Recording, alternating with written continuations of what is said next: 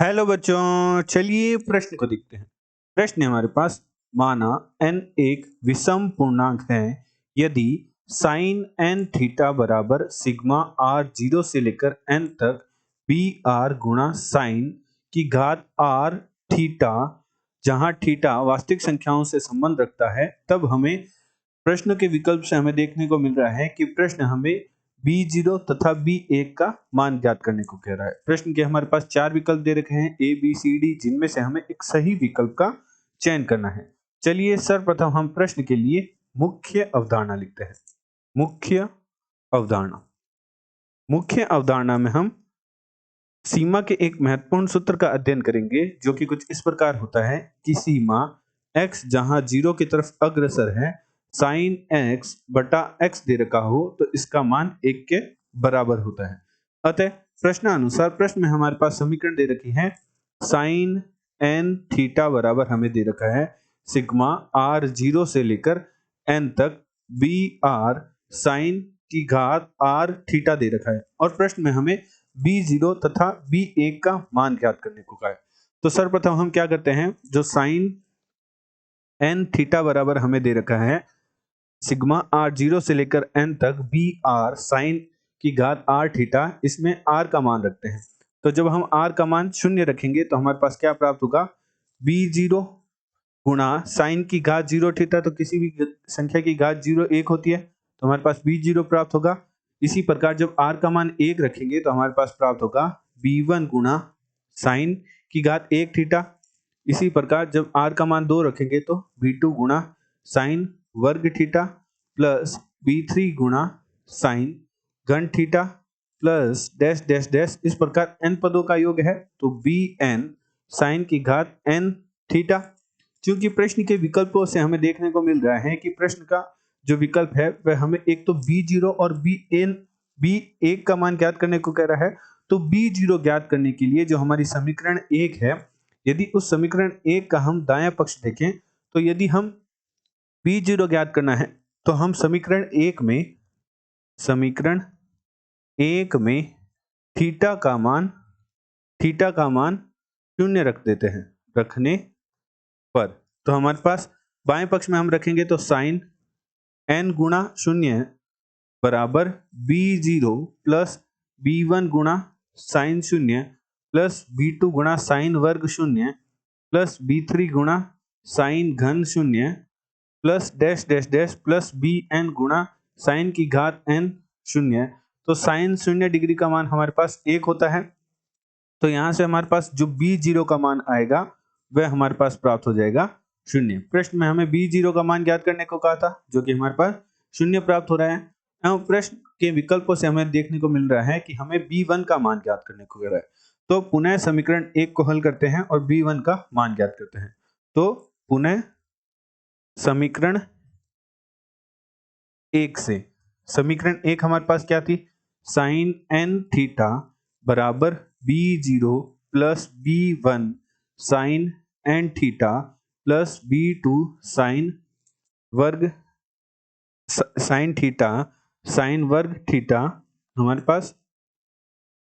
दाएं पक्ष में थीटा है ना कि n थीटा।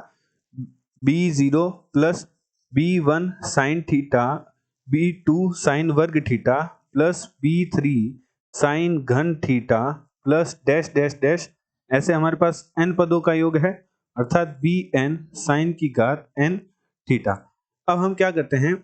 जो हमारे पास B0 का मान 0 प्राप्त हुआ है वह मान रख देते हैं समीकरण। तो हमारे पास क्या प्राप्त होगा, साइन n थीटा बराबर 0 plus B1 sine theta plus B2 sine वर्ग थीटा प्लस B3 साइन घन theta plus dash dash dash, इस प्रकार Bn साइन की घात n थीटा। चूंकि हमें Bn का मान ज्ञात करना है तो हम B1 का मान ज्ञात करना है, इसलिए हम B1 का गुणांक 1 बना लेते हैं। तो 1 बनाने के लिए जो हमारे पास दायां पक्ष है उसमें साइन थीटा प्रत्येक पद में उभय निष्ठ आ रहा है, तो हमारे पास प्राप्त होगा B1 B2 sine theta plus B3 sine वर्ग theta plus dash dash dash plus Bn sine की घात n माइनस 1 थीटा। ये हमारे पास प्राप्त होगा और बराबर में हमारे पास जो बाएं पक्ष में है साइन एन थीटा दे रखा है। अब जो साइन थीटा गुणा में आ रहा है उसे भाग में भेज देंगे तो हमारे पास क्या प्राप्त होगा, साइन एन थीटा बटे sine theta, sine N theta बटे साइन थीटा बराबर में हमारे पास आएगा, यहां व्यवस्थित करके पुनः लिखते हैं, हमारे पास प्राप्त होगा साइन एन थीटा बटे साइन थीटा बराबर में हमारे पास प्राप्त होगा b1 plus b2 sine theta plus b3 sine वर्ग theta plus dash dash dash, इस प्रकार bn की घात साइन n माइनस 1 थीटा है। अब हम क्या करते हैं, अब हम सीमा ले लेते हैं, क्योंकि जो हमारा बाएं पक्ष है उसमें जो थीटा का मान यदि शून्य की तरफ रख दें तो हमारे जो दायां पक्ष है उसमें b1 के अलावा जो भी प्रत्येक पद है वह शून्य हो जाएगा, जिससे हमारे पास b1 का मान प्राप्त हो जाएगा। तो हम क्या करते हैं, b1 ज्ञात करने के लिए सीमा थीटा दोनों पक्षों में सीमा ले लेते हैं। तो b1 ज्ञात करने के लिए दोनों पक्षों में सीमा थीटा जहां 0 की तरफ अग्रसर है लेने पर, तो दोनों पक्षों में जब हम सीमा लेंगे तो हमारे पास बाएं पक्ष क्या बन जाएगा, सीमा थीटा जहां 0 की तरफ अग्रसर है, बाएं पक्ष में हमारे पास साइन एन थीटा बटे साइन थीटा बराबर हमारे पास है b1, सीमा हम ले रहे हैं तो हमारे पास सीमा जहां थीटा 0 की तरफ अग्रसर है b1 plus b2 sine theta plus b3 sine वर्ग theta plus dash dash dash bn sine n minus 1 theta. तो हम दाएं पक्ष में जब सीमा रख देंगे तो हमारे पास क्या प्राप्त होगा, b1 प्राप्त होगा, परंतु बाएं पक्ष में हम सीमा नहीं रख सकते, तो बाएं पक्ष के लिए हम हल करते हैं, सीमा जहां थीटा 0 की तरफ अग्रसर है साइन n थीटा बटे n थीटा की गुणा n थीटा का भाग दे देते हैं बटे साइन थीटा। तो यहाँ हमारे पास क्या बन जाएगा, हमारे पास कुछ हल करने पर इस प्रकार बन जाएगा, सीमा थीटा जहां 0 की तरफ अग्रसर है साइन n थीटा बटे थीटा, और जो n गुणा में है उसे सीमा के बाहर ले आते हैं क्योंकि थीटा तो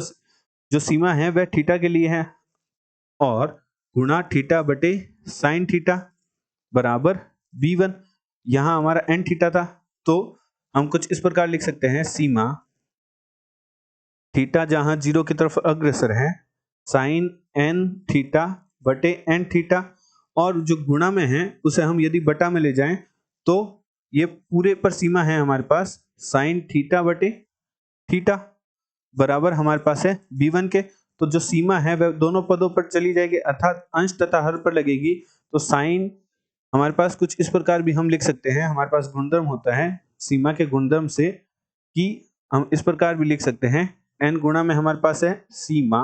जहां थीटा 0 की तरफ अग्रसर है साइन n थीटा बटे n थीटा बटे में हमारे पास है सीमा जहां थीटा 0 की तरफ अग्रसर है साइन थीटा बटे थीटा बराबर हमारे पास है b1। तो अंश का मान हमारे पास 1 हो जाएगा एवं हर का मान हमारे पास 1 हो जाएगा, तो b1 का हमारे पास n प्राप्त हो जाएगा। जो हमने मुख्य अवधारणा में गुणधर्म देखा था, मुख्य अवधारणा में हमारे पास गुणधर्म था कि सीमा x जहां 0 की तरफ अग्रसर है साइन x बटा x का मान है 1 के बराबर होता है, तो निम्न गुणधर्म की सहायता से हम जब सीमा रखेंगे तो हमारे पास b1 का मान क्या आ जाएगा, n आ जाएगा। तो चलिए प्रश्न के विकल्प देखते हैं। प्रश्न के विकल्प में हमारे पास जो b0 का मान 0 प्राप्त हुआ और b1 का मान n प्राप्त हुआ, तो हमारा जो प्रश्न का बी विकल्प है वह हमारे प्रश्न का सही उत्तर है। आशा करते हैं आपको प्रश्न का हल समझ आया होगा। धन्यवाद।